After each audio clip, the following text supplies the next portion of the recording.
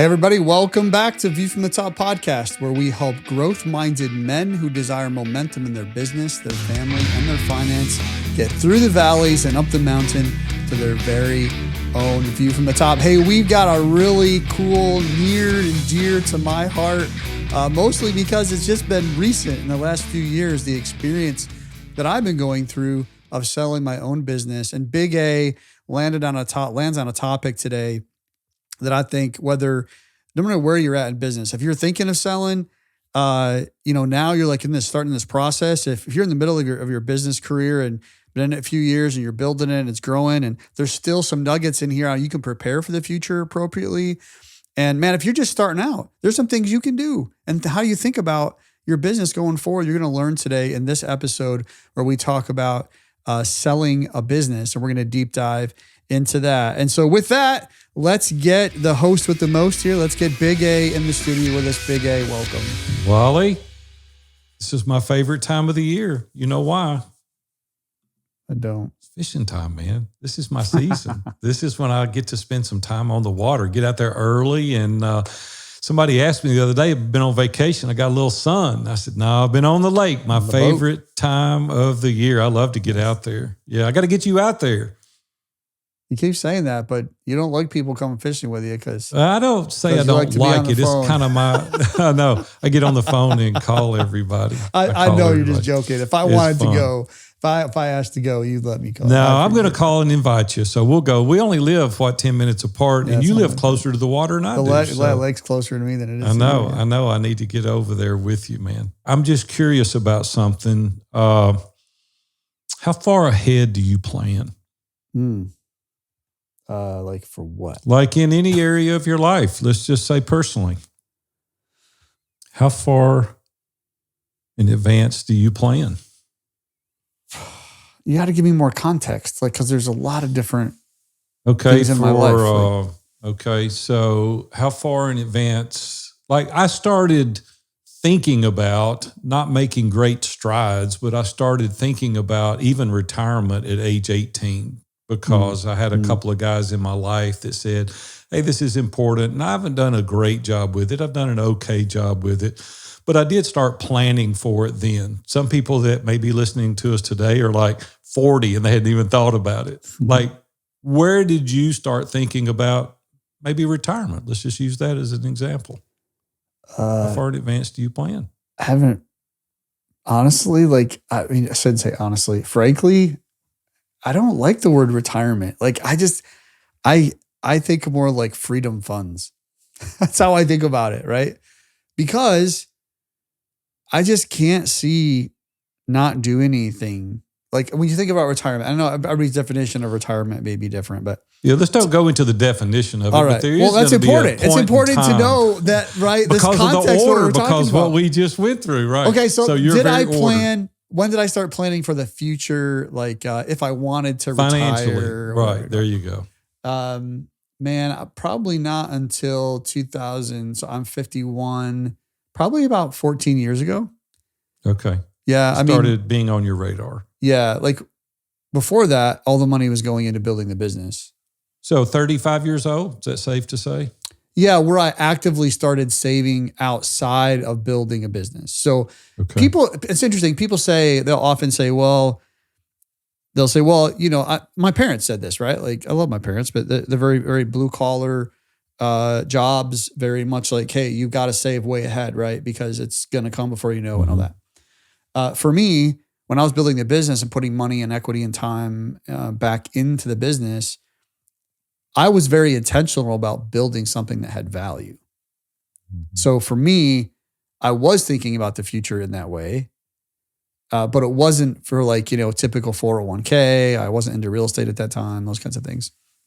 But definitely younger, but definitely very specifically toward building business for value, not building up my 401k. Yeah. I think it would be safe to say that you're a planner just by nature. Just by your personality, you're a planner. It really heightened my awareness to this question. The reason I wanted to kind of start out today's episode even talking about this is because Robin and I are at an age now that's way different than anything that we've ever been exposed to in regards to planning for future funds or future freedom, whatever you called it a while ago. It's like for the first time, it's dawned on me that my inner circle, like a dozen couples, all but one has retired. And we're thinking through, like, what does that look like for us in the future, And we're kind of on the lower end of the age demographic for our friends. Like the majority of them are 64 to 67, right? Robin and I are 63, 62. Those are young chickens.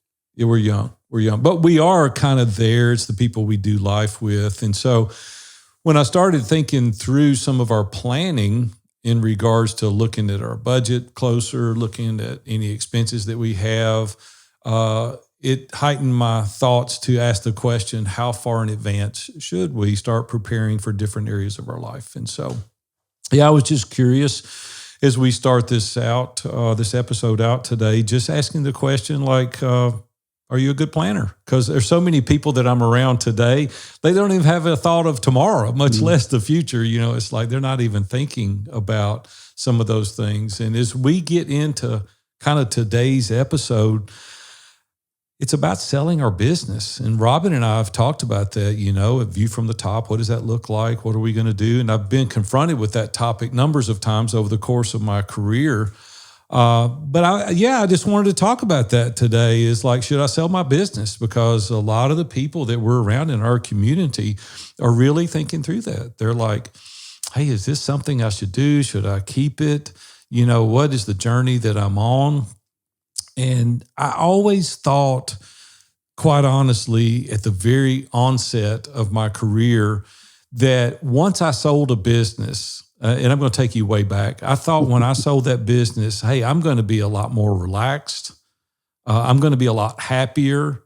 I'm going to be much more content than I currently am today.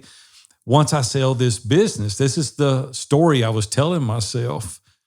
And I'll be honest with you, when I sold that first business, it was amazing for a little while. It really was. I was like, man, this is so cool. I'm a young guy, I've sold a business. And then I discovered that tomorrow just brought a whole new set of challenges. I'm like, hey, welcome back to reality. Like you're back to earth now.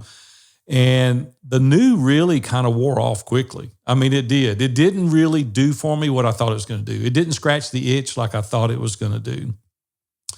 And then as we've gone through this process, being around other entrepreneurs, what I've really discovered is the real question should be, how does the sale of my business help me accomplish my long-term vision? And I was really exposed to this probably 20, 25 years ago when guys around me were saying, what is your vision?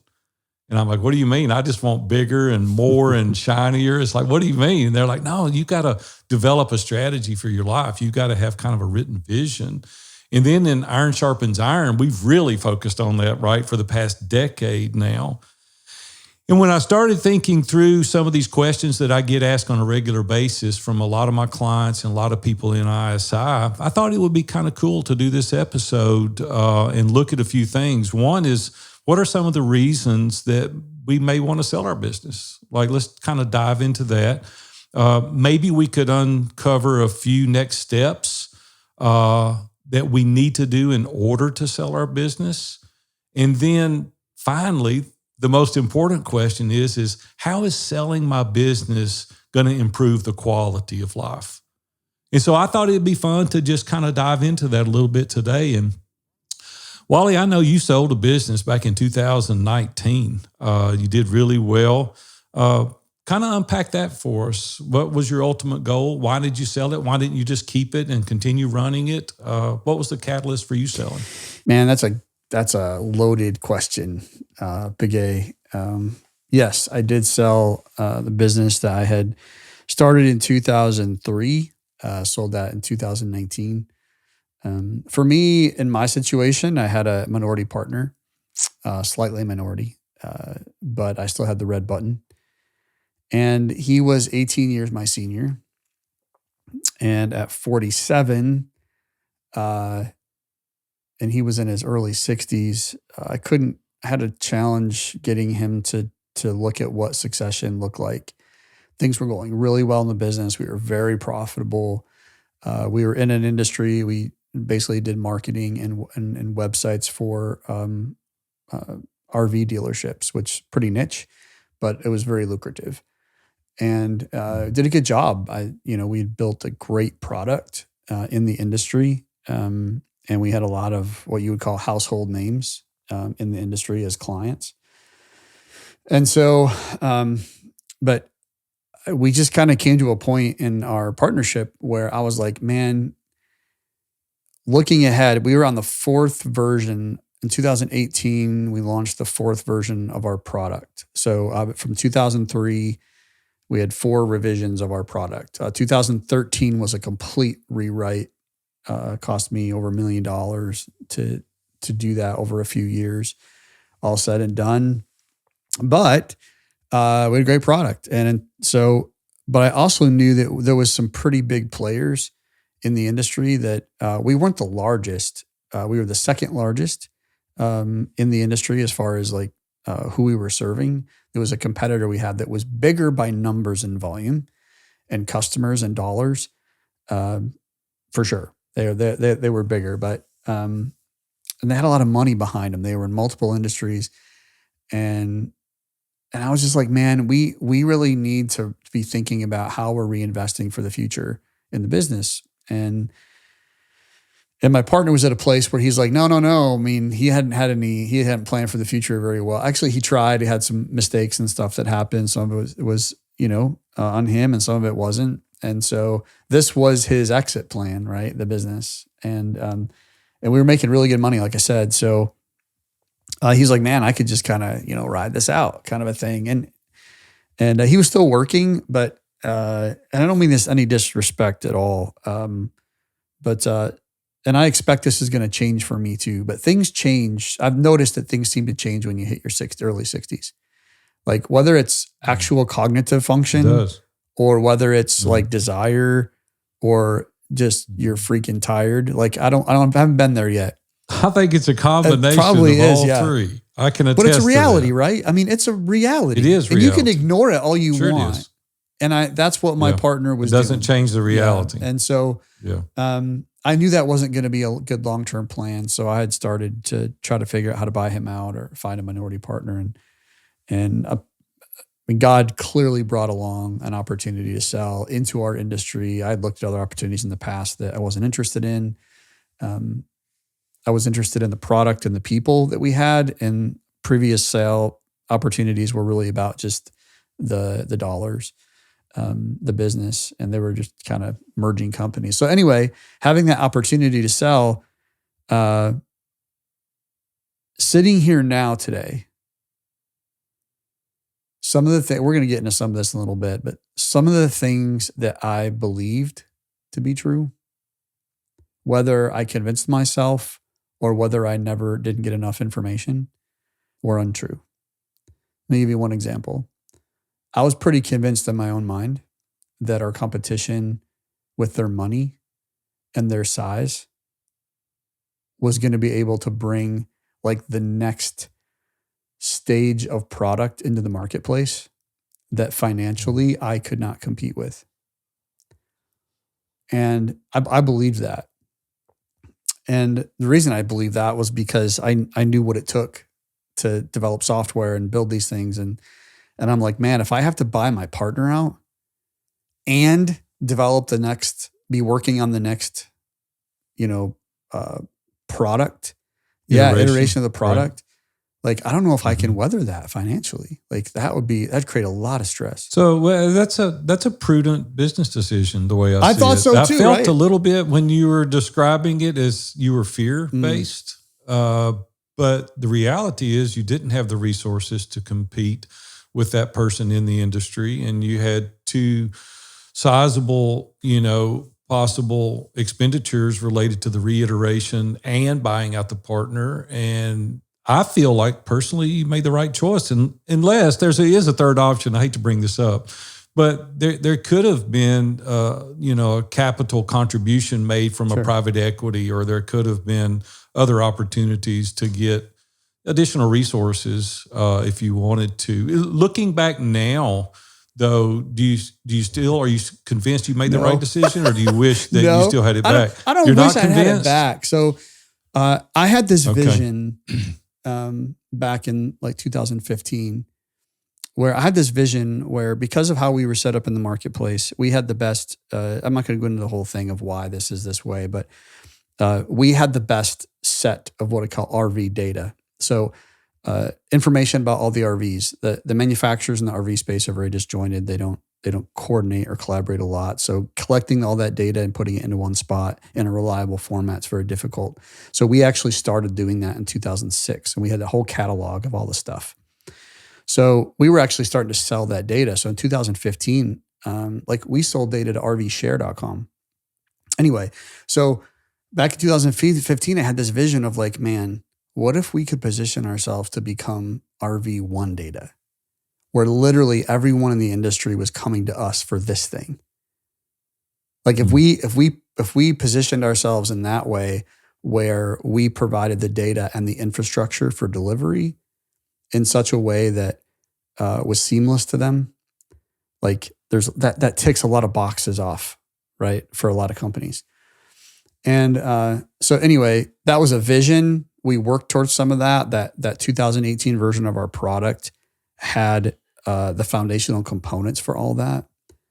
And then, we sold and all that. So the private equity company that bought us bought our other competitors all about the same time. Like I knew that was going on. Like they were consolidating. That was part of the reason for selling.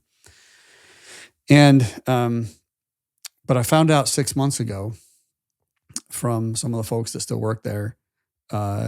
Most of them do. They're good people. That's exactly what happened. These other companies had not updated their systems at all, had not done iterations. And so they were so far in the rabbit hole on their technology.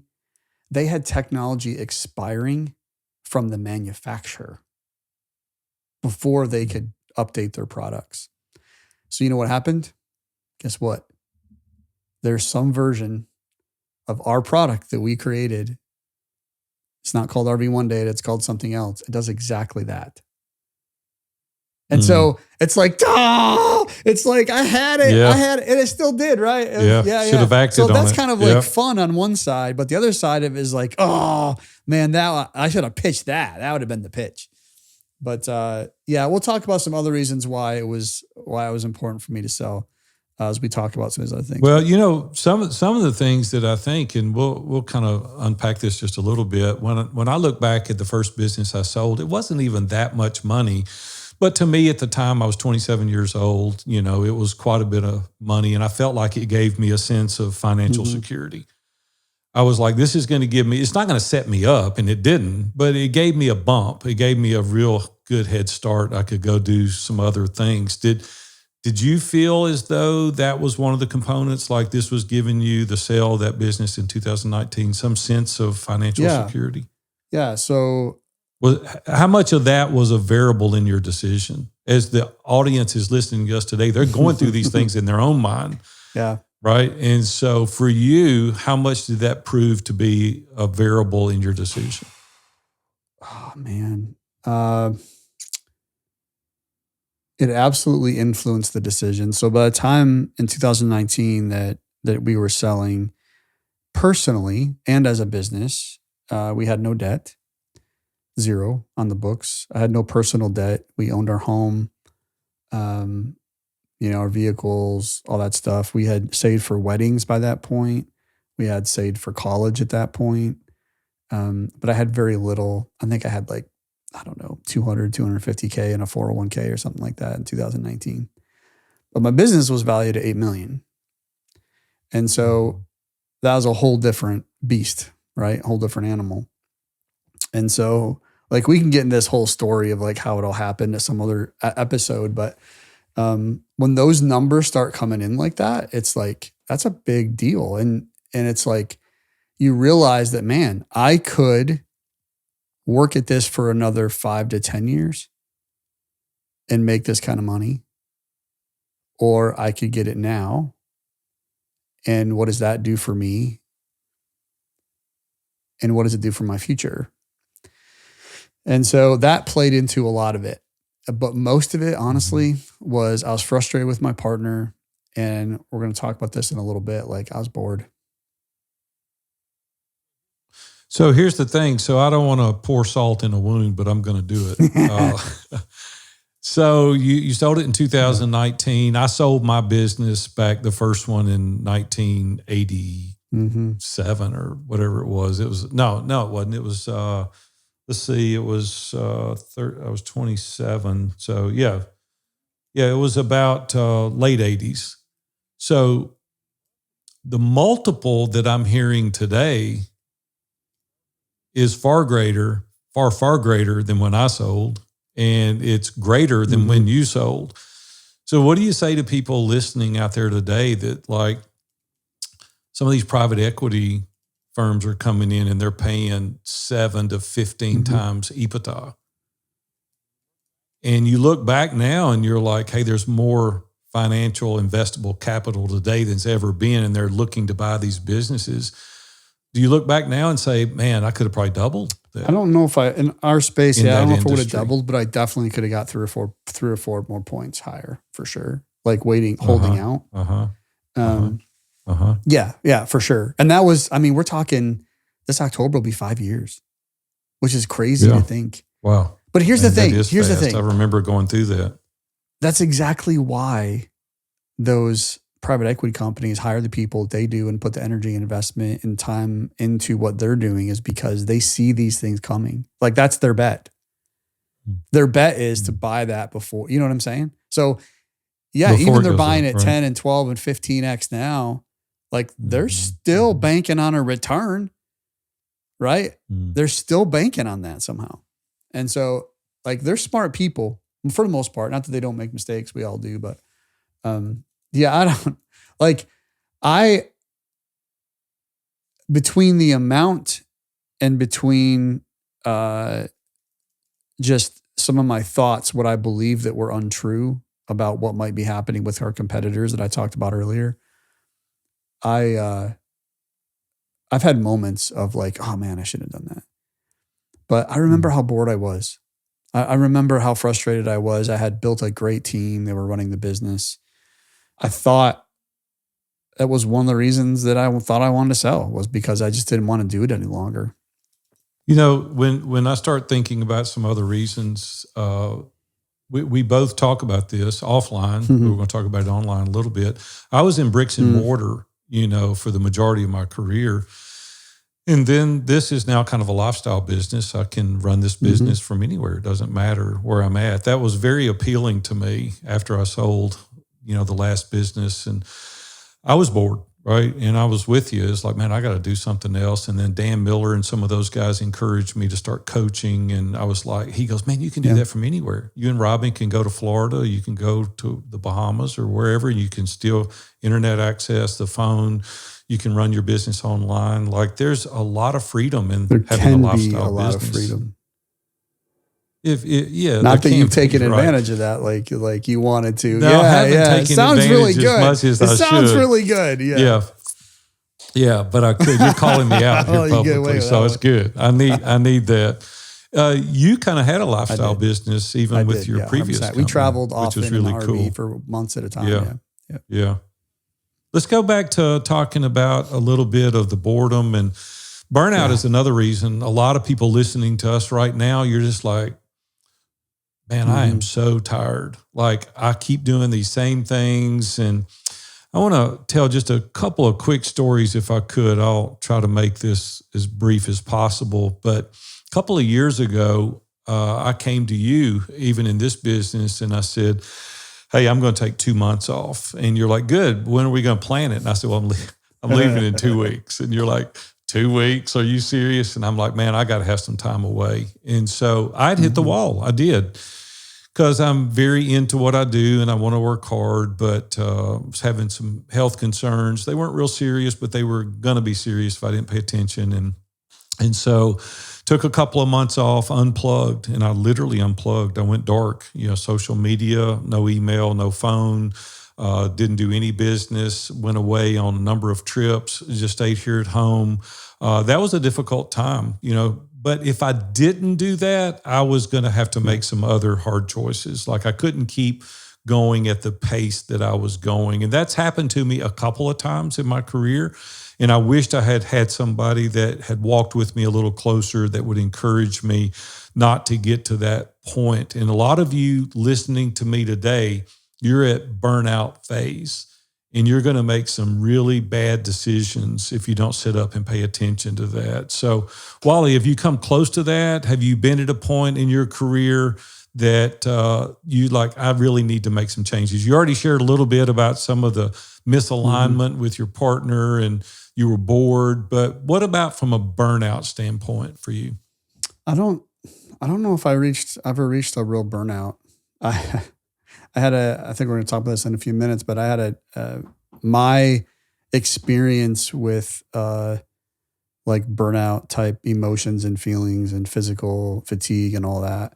That actually came after the sale, trying to stay working at the company that had bought us. Like that's a little different, but those feelings of like just the grind and like going after it, not really. I was grateful to, I didn't do it perfectly, but hired people, never early enough, but hired good people, put them in the right seat, in the right race car, not the bus. And we did fairly well. And so I kind of got myself out of the things that would burn me out, to not quickly enough, but it happened. For sure. So you can work yourself around that. And I think, people want to sell. They think they want to sell because they feel burnout. And if you're a solopreneur and you're burnout, like that's a big challenge for you. And I want you to listen to what Big A said earlier. Yeah. If you're alone, like one or two people, you're a solopreneur, want yourself or one or two people, and you're experiencing burnout, you are going to make a mistake. And it's going to cost you dearly. And that might be your physical health. That might be your mental capabilities. That might be your marriage. That might be your kids. That might be your relationships in your community. But we see people making really, really bad choices because of the fatigue. They'll go out and there's moral failures. There's bad financial decisions because you've reached burnout. Please don't get to that state. The other thing that I've seen a little bit of is that they want to sell because they don't know the next right step. They're like, golly, I've reached, I've outpunted my coverage. Like I don't really know, right? I don't really know the next right thing to do. So what they default to is to sell the business. And I want to encourage you to get around some other really good business people that can help walk you through that. And I don't mind admitting this at all because it's kind of the position I'm currently in running an online business with the size that we've become now. It's like what got us here is not going to get us to the future. And I've recognized my inabilities. And I'm like, we've got to get other quality people in place to fill that gap. And so there's nothing shameful about that. There's no reason to be embarrassed about that. It's being self-aware. It's exposing yourself and subjecting yourself to scrutiny of other people that you trust, that have your well-being at heart, that can say, hey, you've done this up to this point and that served you well. That has worked so good up until this point. But I want to encourage you to consider this different path or having a different person in that role, because oftentimes I've been the bottleneck. I've been the person that's crimped us to the point that we can't get to that next life spot that we want to go. The thing that we hear thrown around a lot is kind of a work-life balance. Sometimes I don't know that there's really a work-life balance. We have to do certain things at different times more than others, and it can feel like we're out of balance, if you will. But I think it's doing the right things for the right reason and letting everything else go. So I think it's identifying the things that are important in your life. Wally, you've done a really, really good job, and I've watched you up close and watched you from afar really kind of dial into that, because you know me, I'm a light switch. I'm on or off. And it's like I need people around me to go, hey, you need to take some time off. You need to slow that down. Kind of heighten everyone's awareness to some of the things that you've done in that space that makes you pay attention to a little more balanced lifestyle rather than just being all in or all out. I'm going to try to keep this to, we're talking about around selling a business and that idea that people think they want to sell because they want, more time. And I think that for me, that wasn't like one of my reasons, like, I'm going to have a bunch of time. I don't have to, do this. I talked with a guy at the Iron Sharpens Iron live event a few weeks ago. And he has a very interesting, I love these little niche, I shouldn't say little, it's multi-million-dollar business. These niche businesses that like just create cool value in the world. And so his business actually like does staffing for like robotics testing facilities, like of all things, like this little niche thing, right? But he's found himself in some of the positions you're talking about where he's come up against the ceiling of what he's able to do, effectively in his business. So he's starting to look at new roles, and he has a major conviction toward his family. He literally wants to, he's doing this. So he is transitioning from being, his role as founder, CEO, everything, right? Getting new team members in place. He bought a farm because he wants to raise his kids on a farm. And so he's making some very clear choices about should he sell, should he not sell, right? And I think what he's leaning to right now, as we've been talking through it with him and a bunch of other in his group, guys in his group, that is there a way to staff that to help that fund his lifestyle, right? To get the balance, to get the things he wants to do.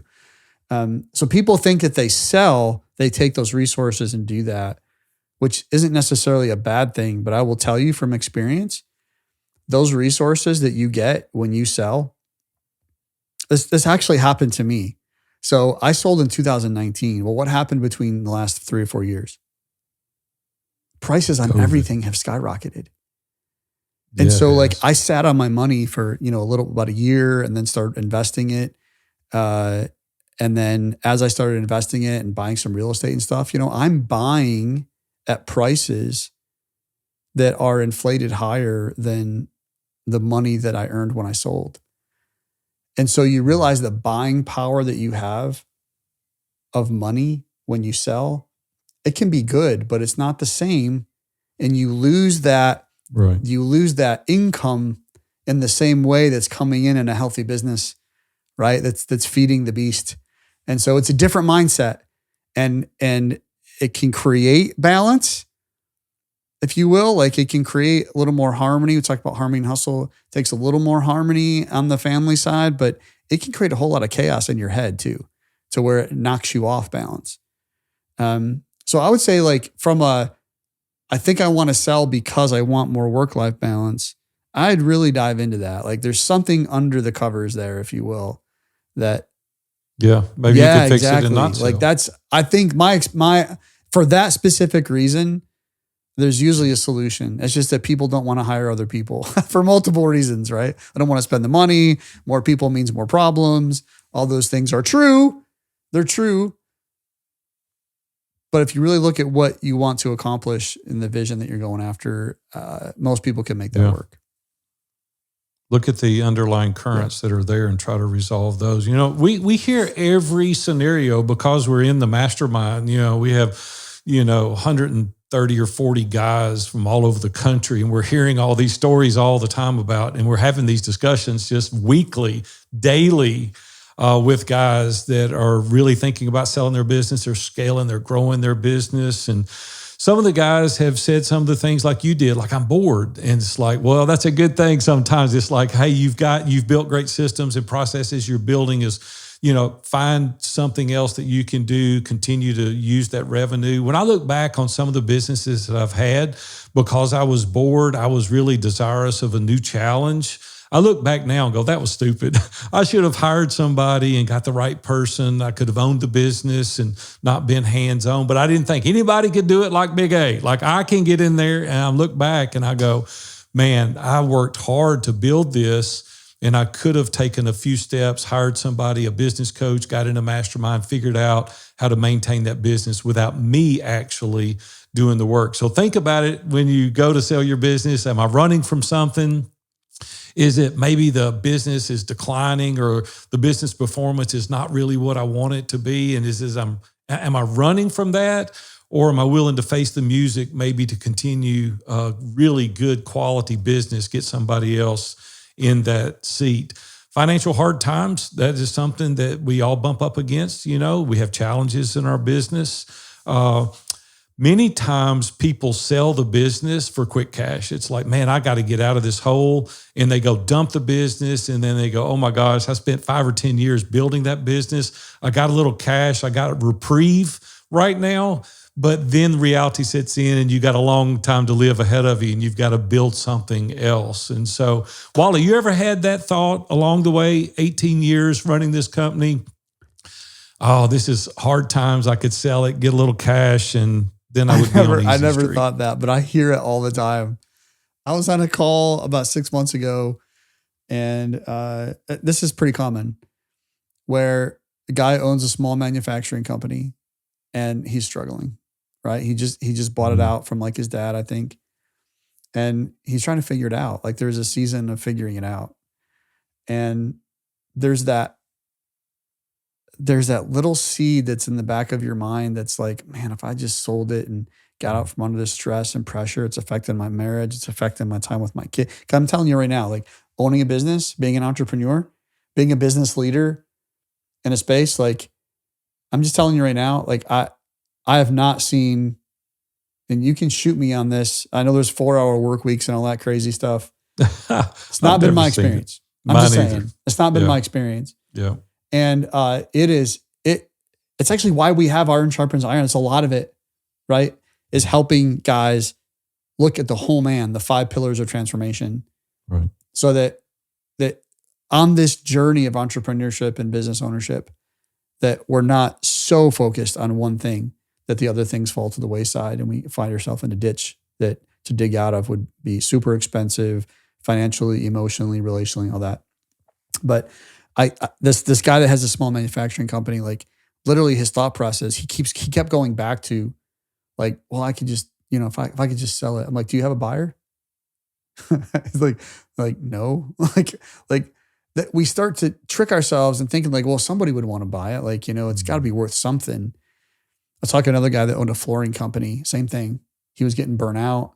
He's getting older. He's doing a lot of work himself. He's had some help. He's too benevolent. He's been too benevolent with his help. And so he's got himself in a bind financially. And he's like, man, it's got to be worth something. I can sell it for something. And then that's what you start thinking about because it's an escape. Yeah. And it's like, that's not a solution, honestly. Like, first of all, no one's going to buy your solopreneur business that relies on you unless they're going to do exactly what you're doing. And most people that buy businesses don't do that. Not that there aren't folks that, buy something and go in and do the same thing you are. But the reality is they could just start it and they wouldn't have all your problems that you've got, right? Right. All the debt you've accumulated. Yeah. Right. Yeah. Well, I think the lesson here for all of us, including you and I, is don't lie to yourself. Yeah. Like be open, go into your peers, your colleagues, people you trust, hey, come join us. Get in Iron Sharpens Iron. Can we talk about, can we talk real quick about like who that isn't?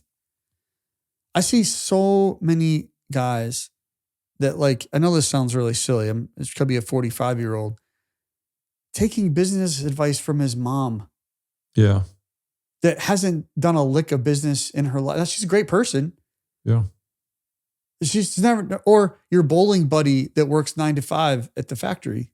Right. There's nothing wrong with him working 9 to 5 at the factory, but his scope of experience and his ability to speak into your situation is not giving you Actually, you know what? It's not even advice. You know, the best people say all the time, well, give people whatever. It's not about advice. It's about someone actually knowing to ask you the questions that you need to be answering. Mm. That's the difference. The right questions. Yes. Mm-hmm. Yeah. You know, the other thing they don't have, Wally, as a rule, is they don't have context. Mm. They don't know anything about your background. They don't know anything about your vision, your goals. They don't have insight to your financial wherewithal. They don't know anything about your superpowers or your kryptonite or your blind spots. They don't know anything about that. And we go and ask them a question. Hey, should I sell my business? And it's like, well, yeah, if you can get this much money, you go sell it. Yeah. And it's like, and then we go do that and it doesn't work out. And we're like, why didn't it? Well, because you asked advice to the wrong person. And so be mindful of the people that you ask these questions to. All right, let's just say hypothetically, somebody's up against the clock and they're like facing some of these challenges and they have made the decision that they want to sell their business or they think they do. They think they do. Wally, what do you think is one or two things would be the next right step if they're facing some of these challenges that we've just described? Yeah, I'd love to break this down in a future episode too, but really, we just talked about it a little bit, like really evaluating what that looks like, right? Evaluating your situation holistically, mm-hmm. Not just because one aspect of your business, but looking at, we call them the 5 pillars. So look at everything in your life, right? Your personal wellness, like how's that going? Is it suffering? Is it getting better? Your spiritual journey that you're on, your relationships, not just with your wife, obviously, and your kids, but in with extended family and those in your community and in the church that you attend, and your finances and the actual, professional environment, the business that you're in, like all those things. There's not one, when you evaluate, there's not just, you gotta look at everything. Yeah. You have to. Yeah. Otherwise you're just making your decision in a silo. And then you wake up in the morning and you're like, oh man, like I didn't even think about that. Didn't realize that. And yeah. So I mean, overall, you just need to do an in-depth evaluation and you mentioned the word, be honest with yourself. And yeah, I know we have some tools actually in our Iron Sharpens Iron app that help people look through, search through, think through partnerships and business opportunities and what the future looks like for them. And some of those tools are helpful and have proven out to be, truly beneficial to guys that have used them. One of the things that we do in our Leadership Live, every quarter, we do a SWOT analysis. Mm-hmm. And I'm sure that most of you have heard of that analysis before, but it's really diving in. After you do the evaluation of your business, you're thinking, what are my strengths? Like, what are the weaknesses that we have? What are opportunities that could be out there that I could take advantage of? Are there threats out there? Like you mentioned earlier, the company that you were up against had great resources, mm-hmm. and they had the ability to market maybe stronger than you did, had a larger team. That was a threat. That was like something that you needed to pay attention to. And if you weren't doing this SWOT analysis, you wouldn't have the ability to know to use that as one of the determining factors in you selling your company. And so I've got to say to you that you've got to take the time to work through evaluating your business at a real high level and then granular, really work through what it is that you have. I think there's some things that we can do, and I'm like you, man. I think we need to carry this forward and even do another episode kind of breaking this down even further, and we can give you some actionable steps that you can take. But when you think about selling your business, getting it ready to sell, some of the questions that I had to ask myself is like, first of all, am I organized? Like, are all my financials in good order? Are my systems and processes great? And Wally, you've done an incredible job helping us get these things in view from the top in order because you're such a systematized and process guy and you're really good in the financials. But you start looking through, some businesses are different. You have contracts that you've got to look at. Some of you have operational manuals. There's org charts. You can't just go in and sell a business without these things because a company of any size or consequence whatsoever are going to want these things in order before you sell. And so other things, Wally, what are some things you think about in business that they could do to kind of get ready to sell their business? There's a book called Built to Sell. John Warrillow, I think is his name. I can't remember his name. Warlow. But Built to Sell is a good book. There's other resources online too that really help you. A lot of people think that building 2000, I think it was 2014 or 15 is when I read that book based on someone's recommendation. And that helped me propel, not because I was actually planning to sell, but the idea is if you build a business that's able to be sold, then you've actually built a business that's able to run well. And I think that's like, whether you call it maximizing the value of the business or setting yourself up to sell the business of how someone else would view your business. I will tell you right now, you just experienced this recently. It's very humbling. It is. When you have someone coming in and looking at your financials, that, I had 6 months of due diligence hell, honestly. Like, it was bad. I remember you going through that. Even our M&A advisor was like, dude, I've done $40 million deals that have not been this thorough. Yeah. And it was crazy. I've got my hometown CPA, right, in my business, and they show up with like, I think it was 6 or 7 Deloitte & Touche. Right. I'm like, uh-oh. But it's humbling because you have a perspective and what you think your business is worth, the value of it. But the other person that's buying your business, I'm just being straight up with you, they don't care. No. They're buying it for their reasons. If you want to know how to structure your business to have the most value, find out what someone else finds valuable in your business if they were going to buy it. But get off this train of you thinking that because you don't by yourself. And so what you're saying is it's really important that we think through selling the business very systematically. That think about what is most important to them to maximize the value of your company. And quite honestly, that's just being a good steward. Yeah. I mean, God really has entrusted us with a company to be a good steward over. So you've got to do that very systematically. You got to think through it because when you do that, it minimizes your risk. You're like, okay, I've thought through this. I've done this SWOT analysis. I've evaluated the business. I've been a good steward. I've really built the business in order to be sold. At some point, whether you do or not is irrelevant, but you've got that opportunity if you do that. Give you an example on that one right there. I think this is important.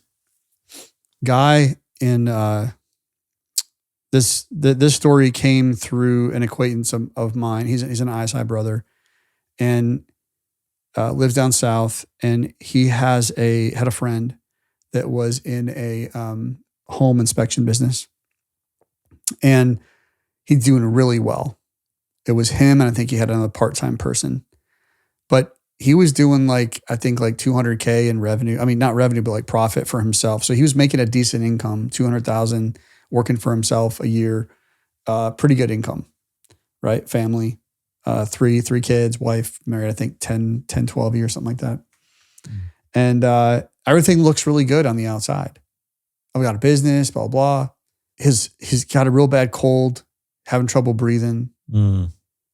His wife, it's like 11 o'clock at night. His wife drives to like Walgreens, picks up some medicine, comes home, and he's dead. Oh my gosh. He did not structure his business to be sold. It was a mess when they started looking at like how it was just the bookkeeping and the fact that ever so much relied on him. He hadn't, and so you start breaking that all down. His wife's thinking, well, yeah, I'm going to be okay because we're going to sell I'm going to sell the business. It's not worth anything because he didn't set it up to be worth something. Right. So it's really detrimental not only to us, but possibly to our heirs, the people that we leave behind. She's got to deal with not having something as well as this thing that, I mean, she's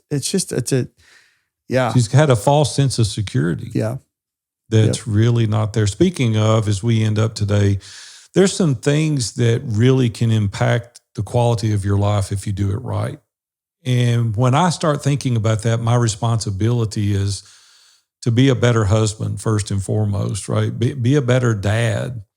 And if you manage your time properly, these things will take place. You will be if you don't manage these things properly, you're going to be an absentee dad. You're not going to be there. You're not going to be home for your wife. You're not going to be there for your children. And so if you do these things correctly, that is one of the benefits. Another one is you really have more time to do things that matter to you. You know, there's things that I enjoy. I know, Wally, you enjoy traveling and riding your bike and, you know, working in your garden and doing those kind of things. I enjoy, you know, fishing and hunting and getting out with Robin on some trips. And it really allows you to do those things if you do it right. If you don't do it right, then you're a slave to the business and you can't do those things at all. The thing that's really cool, and I've watched this unfold time in and time again in ISI, is that when you do have a little bit of investable capital, there's other opportunities that present themselves, right? Success breeds opportunity. And then you have another opportunity to go into another business or invest. And you and I both have invested in other people's companies as a result of having a little bit of success. So there's great benefits financially, plus charitable things that you can do. You did a really cool thing recently from a charitable standpoint that we won't go into today, but it was because you paid attention and you were able to go and do some of these things. So it's really cool to be able to do it right and then face these new opportunities. But I want to give you a great word of caution. It can be miserable if you're not prepared for what's next. And what I mean by that is don't go sell your business without having thought through what you're going to do next, right? You just think, I get a little bit of money. And that happened to me, and I know it's happened to you. It's like you get bored, and some people listen and go, yeah, I'd like to be bored. Well, that's true. But the reality is every situation has its own challenges. Yeah, it does. But what I'm saying is if you don't have a plan, a buddy of mine sold his business about 5 years ago, and I warned him on that. And he goes, yeah, I'll worry about that then. Well, he didn't think about it, and he found himself in a depression for about a 2-year period because his identity was tied up into what he was doing. He sold his business and then he just sat at home and he didn't do anything and he became very depressed. So it's a real thing. We can slough it off. We can laugh about it. We can say, yeah, I'd like to have such a problem. But I want to tell you from experience, and Wally, I know you've got experience at that as well.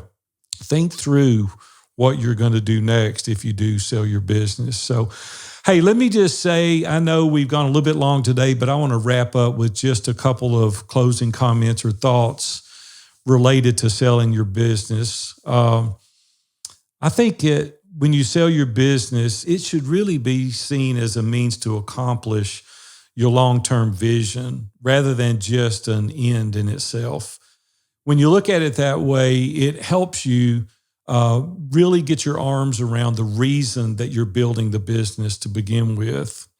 You really need to recognize that selling a business doesn't guarantee you the opportunity to relax, although you might be able to for a period of time. It doesn't necessarily make you happy either because happiness is a choice. It's not a trait. And selling your business is not going to necessarily make you happy. It can, though. It can help with those things. It can help you relax. It can help you be happier to a degree. And when it works right and you've done it right, quite honestly, it is amazing. If you're a small business owner, I want to encourage you that selling your business could be one of the most rewarding things that you've ever accomplished when it's done properly. You just need to follow the right steps, systematically evaluating your business in every area, really preparing it for sale, whether you do or not. Build it as though you could one day have that opportunity. And then I want to encourage you to seek wise counsel, not only just to maximize the value and minimize any of your risk, but also so that you understand that this could improve your overall quality of life, so that it would help you achieve your long-term visions, so that you too can experience what we always say on these episodes, so that you can have your very own view from the top. Hey, I just want to let everybody know the best way to connect with us. People ask us, hey, how can I connect with you guys? One of the easiest ways, if you go to viewfromthetop.com/group, that's viewfromthetop.com/group, you'll be redirected over to a private LinkedIn group just for Christian business owners, entrepreneurs. and professionals. And we love to connect with you there. We carry on some of the conversations we're having in here, dive a little deeper. And also it's a great place. I think there's well over, I don't know if we're pushing 300 or whatever, but there's a number of guys in there that you would align with. So I'd encourage you to go over there, get connected. That's vfromthetop.com/group. And you can just apply to join in there, and we'll let you in as long as you pass the sniff test and can carry on some of these conversations. So we hope to see you there, and we'll see you next week.